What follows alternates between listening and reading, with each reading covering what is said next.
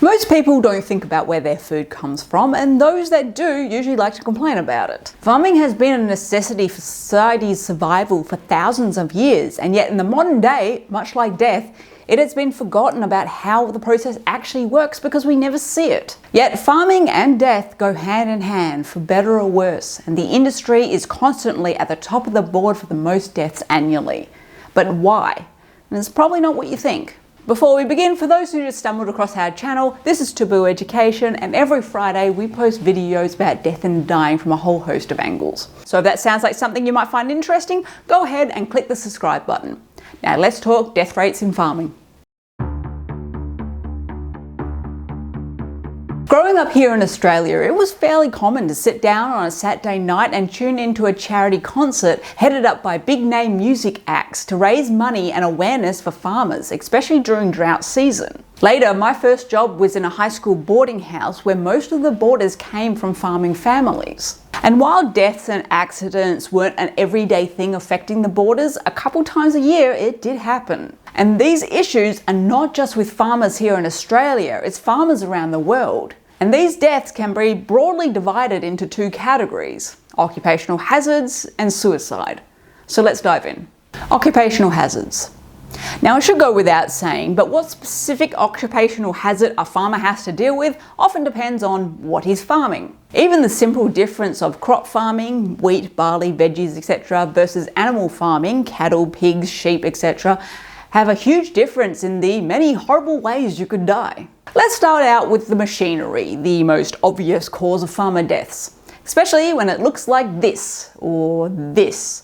So many ways to fall into or onto that thing and die, or at least lose an arm or get shredded quicker than PDD's financial files. Load up your tractor unevenly and it rolls over. Attempt to hitch up equipment and the brakes slip, you're crushed. Now you may say they should just be more careful, and no doubt they are when they're first learning how to use the equipment, but after you've been using it every day for years, your brain goes on autopilot. You think you can just skirt around a few safety instructions because you know the machine well. That's what humans do. And even if you are following all the proper safety protocol, that's not necessarily going to save you. Machinery breaks down, which you need to fix. The weather brings around unsafe conditions that will still need to be worked on. And all these things can cause your machinery to kill you.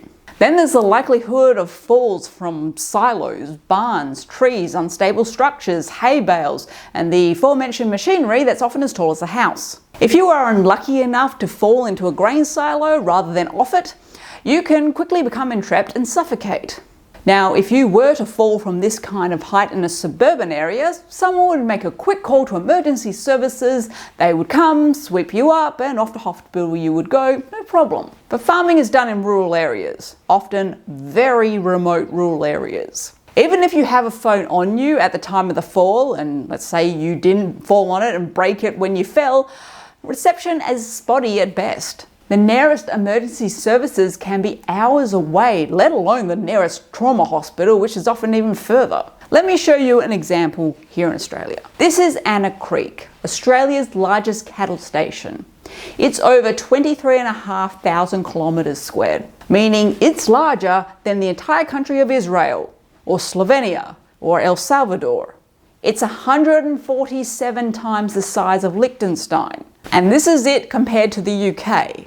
And in Australia, we have many cattle farms of similar sizes. So imagine being knocked unconscious somewhere in the middle of a farm the size of a small country and needing help. Even if you manage to get a call out, emergency services still needs to somehow find you. There is a reason we have the flying doctor service here in Australia, because getting a heavy ambulance over those dirt roads is just not going to happen. Speaking of flying, when a worker at a cattle station needs to round up cows that could be on opposite sides of the land the size of a country, you need to get creative. And creative in this case usually means helicopters and four-wheelers to round up the cattle. Effective? Absolutely. Safe? No way. On average, 10 helicopter musterers die each year in Australia, so that's definitely an occupational hazard. But occupational hazards don't stop there. There are the animals to look out for. In Australia, you could be a farmer of cattle, sheep, pigs, or llamas, alpacas, camels, or chickens, geese. Hell, if you're up north, even crocodiles. To help with your work in looking after those animals, you often have a dog or two and a horse. And because you are in a rural area with these animals, you have the various wildlife to deal with as well, including kangaroos, and not the small cute greys, the massive big reds, along with emus that we lost to wars to, along with numerous deadly snakes, spiders, foxes, and wild camels. Every one of these can and will kill you in its own horrifying manner. Welcome to Australia. But let's stick with the actual farm animals such as cattle, sheep, pigs and horses. For the most part, these animals are pretty chill, but if you startle them or they don't like what you're trying to make them do, they will kick you or throw you off them, which may seem like a small maneuver to them, but by comparison, you're pretty delicate. If they are running and it's muddy and they topple over onto you, you and the mud are going to become one. Being crushed between a large animal and machinery or fences or walls is a common cause of injury. Farming is also an all-weather activity. Sure, you might not be able to work on your crops in all conditions, but there's always something that needs to be done. Machinery needs to be fixed. Barns need to be cleaned, fences mended, rodent infestations dealt with. Staying indoors and having a day off just isn't an option. And depending on the type of weather, hypothermia, heat stroke, lightning strikes, slip and falls in the mud, hail strikes are all possibilities. And lastly is chemical exposure. Aside from the in-the-moment chemical burns, frequent use of pesticides, herbicides and fertilizers can lead to long-term health conditions, including cancers and respiratory diseases. And most farmers don't retire, even if they hand the main running of the farm to their kids. They often still actively work on these farms in their 70s and 80s, increasing their vulnerability to fatal accidents as age-related impairments such as reduced mobility and slower reaction times increase the risks. So I hope that gives you a good summary of the occupational hazards farmers go through to put food on your table. But accidents are not even close to being the biggest killer of farmers. The high suicide rate. Good Lord, where do we start with this one? Okay, so farming is stressful. It is not the tranquil, idealistic scene from childhood movies, particularly in this day and age. Weather conditions are becoming more unpredictable, so you may not get your crops in on time. Or when you're going to pick everything, a storm comes in and drowns your crops. And that is a year's worth of product and payment gone. As heat increases here in Australia, droughts are an ongoing issue, and so is animals getting heat stroke and dying in large numbers. Unpredictable weather can impact the passing on of diseases to animals and crops, which can lead to an entire herd or flock being wiped out. Then there are the unstable livestock and crop prices that can crash at any moment. All this means crippling debt. And if you've ever been in debt or struggled with money, you will have some idea how soul-destroying it is. So let's look at some examples from outside of Australia. Over in the UK, when Brexit came into effect, farmers were really screwed over, and they still are being. Subsidies that were keeping farmers going were ended. Farmers grappled with increased operational costs. There were labour shortages and uncertainties in trade agreements. Supermarkets don't want to pay adequate prices for crops, meat or vegetables. And for that matter, the public doesn't want to pay that, even if they are able to. They got used to the cheaper prices that they could get from the EU, but that's what they voted for. If you really want to get a good idea of the stress and heartbreak that UK farmers are going through as they struggle to survive and bring you food, I would highly recommend watching a few seasons of Clarkson's Farm on Prime Video.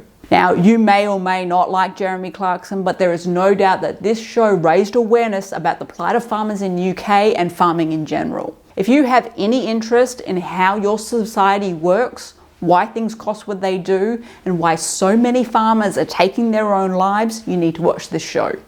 And I'll put a link in the description.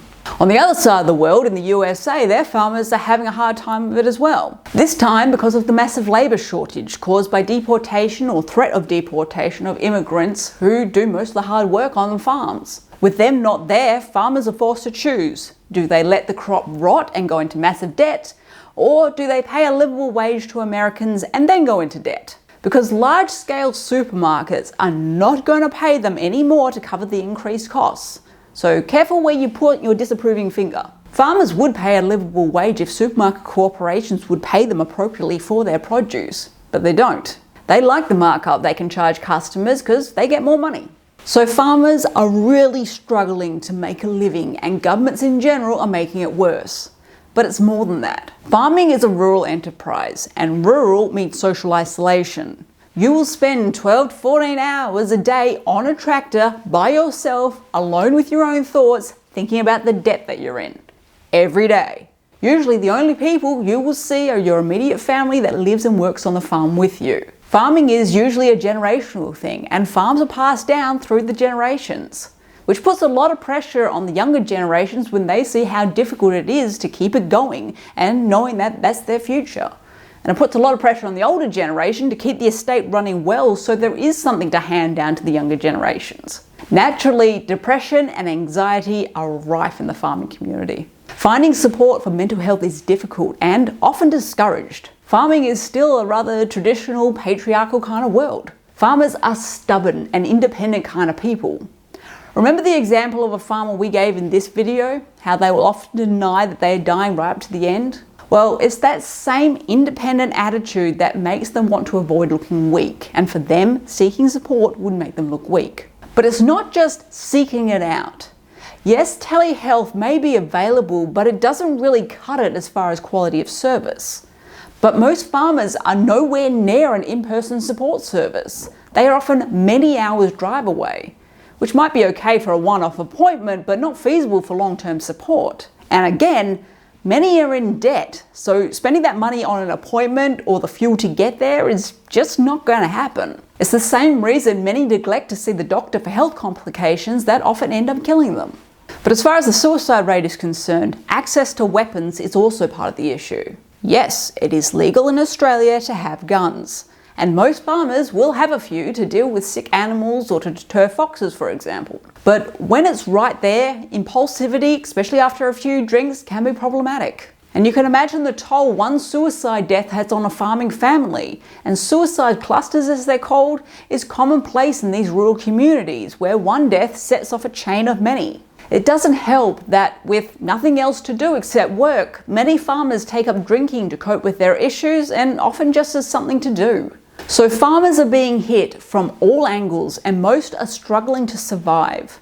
Every day is a new headache with no end in sight. And there is a song called Dry County by Bon Jovi that I think sums up the suicide rate in farming, and I quote, "Man spends his whole life waiting, praying for some big reward. But it seems sometimes the payoff leaves you feeling like a dirty whore. If I could choose the way I die, make it by the gun or knife. 'Cause the other way, there's too much pain, night after night after night after night."